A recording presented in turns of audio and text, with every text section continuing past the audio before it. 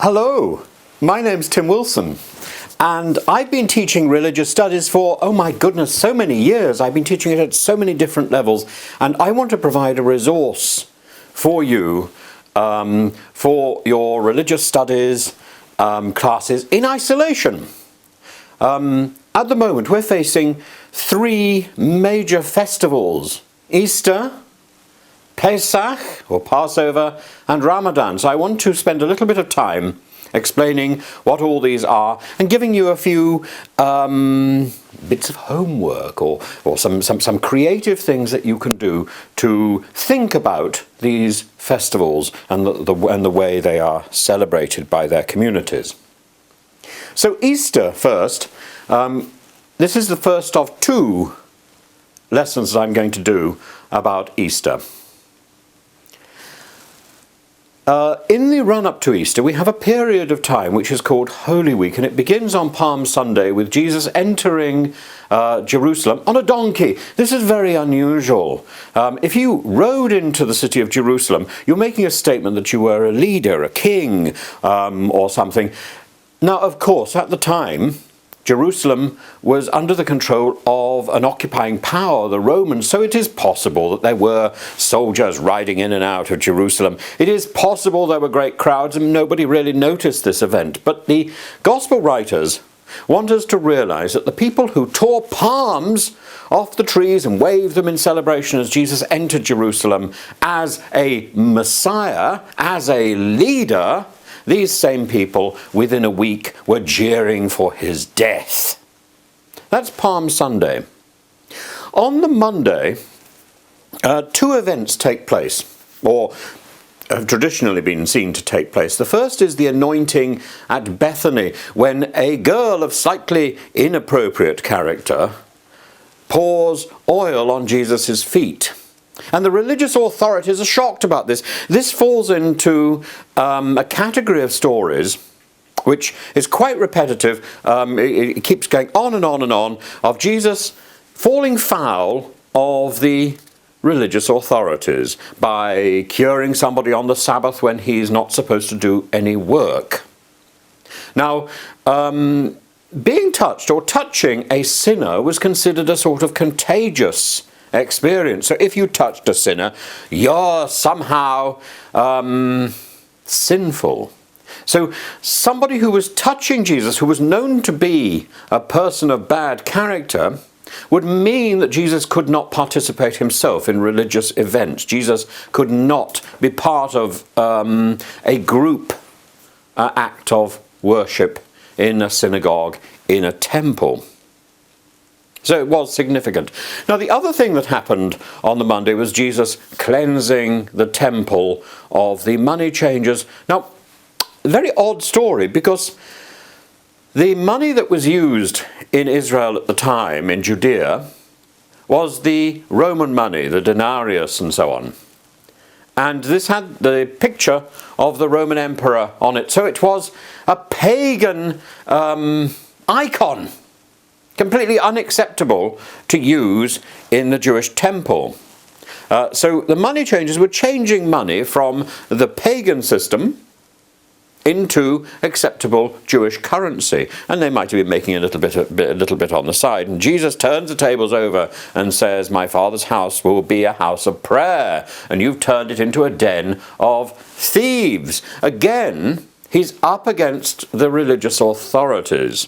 Wednesday has got a special name, actually. It's called Spy Wednesday, or at least used to be called Spy Wednesday, and is a day that commemorates the point at which Judas, one of the 12 apostles — an apostle is somebody who is sent, and it's from a Greek word, whereas disciple is somebody who learns. A disciple is a student. You are all disciples. Some of you probably are going to be sent to do interesting things. So on the Wednesday, Judas, one of the apostles, goes to the chief priests and offers to do a deal to bring Jesus to them. He is a traitor, and he's setting up that point where he is going to betray Jesus. And there are many people in recent years have tried to write about Judas and to try and explain his actions. Maybe you can. On Thursday is a celebration of the Last Supper, which is taken to be one of the meals of the Passover celebration. During this meal, Jesus takes bread and wine and says, and blesses them and says, "This is my body, this is my blood. Have this meal in memory of me." And many Christian denominations follow a process of Holy Communion, or the Eucharist. If you go to Greece and you want the word for thank you, it is Eucharisto, which is literally the word from which we get the word Eucharist. It's a thanks. Now, what I find very interesting is in the Passover meal and in the ordinary Sabbath meal, which is celebrated in Jewish homes, the order is different. It's generally the wine which is drunk first, and then the bread. The wine which is blessed first, and then the bread. Fascinating that it's the other way round in the Christian account in the Gospels. A second event occurs on the Thursday, which is the foot washing, which is often celebrated in larger cathedrals, in larger churches, foot washing. And then Jesus goes out to the Garden of Gethsemane and he prays. He takes some of his apostles with him. Remember what the word apostle means. But the apostles are frightened and they hide when Judas and the cohorts of Jewish leaders come to arrest Jesus. Judas kisses Jesus and says, "This is the man." And at that point, something very interesting happens. Simon Peter takes a sword, a little dagger, and he cuts off the ear of the high priest's servant, and Jesus picks up the ear and puts it back. Now, we're supposed to focus on the fact that Jesus put back the ear of the high priest's servant. I like to focus on the fact that, oh my goodness, these people had weapons, and probably the entire city was in lockdown. So maybe Jesus was being arrested for being suspected of being a brigand, because he's not executed by the Jews. He's not executed for heresy or blasphemy. He's executed by the Romans for being a political nuisance. And he's given the penalty that is given to non-Romans and to slaves. He is crucified. It was a horrible form of death.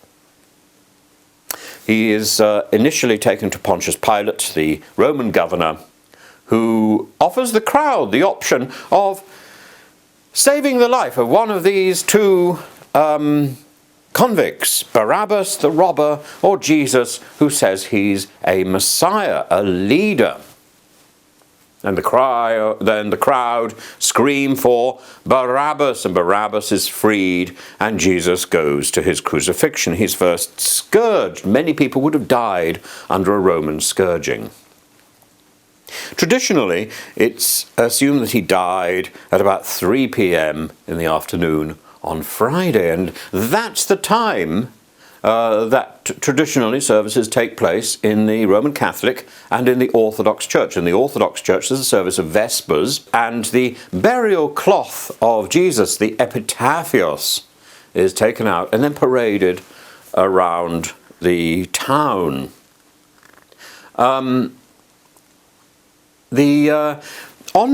On Good Friday, or on the Friday, sometimes called Great Friday, in the Orthodox and Catholic Church, I want to talk for a few minutes about this and then we'll wrap up. In the Orthodox and Catholic Church, the Friday is a very somber day.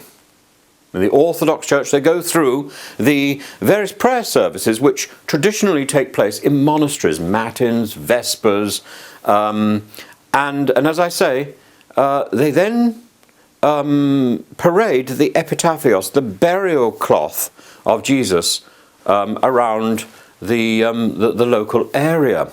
Literally, they go through the burial service, which is traditionally used when Orthodox people are buried. In the Catholic Church, we've also got a very solemn ceremony.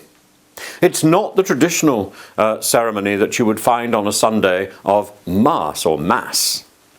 There is no, the main point of that celebration is missing. So instead you've got a very somber series of readings, and then at the very end today, Holy Communion, the bread and wine, is given to the faithful. That celebration is often preceded by a series of meditations in front of pictures depicting the process of the crucifixion, called the Way of the Cross, the Stations of the Cross. At the end of the service in the Catholic Church, the altar is stripped. This wouldn't happen in the Orthodox Church. In the Lutheran churches, the Good Friday, the events of Good Friday leading on to Easter are central to the Lutheran tradition. There's a major day, actually, for communion. Another thing that forms a feature of the services in the Lutheran Church are the 7 last words. The 7 words which Jesus spoke from the cross. I suggest, as a piece of homework, you could find out what they are and write them down below here. Some Baptist congregations disapprove of Good Friday. They actually celebrate the death of Jesus on a Wednesday. This is slightly unusual. Maybe if you want an extension piece of work, you can find out why that happened. In England, in the United Kingdom, Scotland, Ireland, England, Wales, there is a tradition, actually also, in fact, in Canada, Australia, and is that it? Maybe New Zealand, I'm not sure. There's a tradition of hot cross buns. They're very yummy. Quite difficult to make. I'm not sure I'm going to have any flour, but if I do, I might have a go at making some hot cross buns on screen. I've done it once or twice, and they're very, very nice. If you go to countries in the southern Mediterranean, you might normally see the Nazarenos, penitents, walking through the streets with hoods on so they cannot be identified. They're sometimes carrying enormous floats. In Italy, these are often called barretta. And then these floats, these immense statues which weigh an absolute ton, depicting events from the Passion of Christ. So this is as I said, the first of 2 lessons that I'm doing about Easter. And then we're going to move on to the other festivals that, oddly this year, are all coinciding. Pesach, the festival of Passover in Judaism, and Ramadan, the festival where people are fasting for a month in Islam. So, for now, this is Tim. I hope you've enjoyed this, and I hope you're going to find out what these 7 last words are, and you're going to write them down here, or you're going to do it on paper and give it to your class teacher. But thank you very much for joining me, and there will be other videos in this series. For now, this is Tim. Bye-bye.